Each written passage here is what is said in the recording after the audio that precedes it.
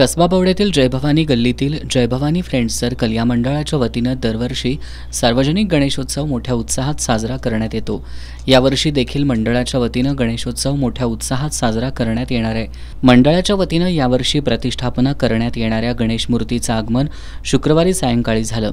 ढोल ताशांच्या गजरात आणि गणपती बाप्पा मोरयाच्या जयघोषात काढण्यात आलेल्या या आगमन मिरवणुकीचं उद्घाटन ॲडव्होकेट सागर शिंदे, श्रीकांत मोरे, दमन पाटील, प्रसाद परीट, सूरज मेटील, निलेश नरुटे, अनिल जाधव, सुभाष इंदुलकर, दगडू परीट, उत्तम पचिंद्रे, प्रणित इंदुलकर, अतुल कोटकर, प्रवीण गोडसे यांच्या प्रमुख उपस्थितीत श्रीफळ वाढवून उद्घाटन करण्यात आलं।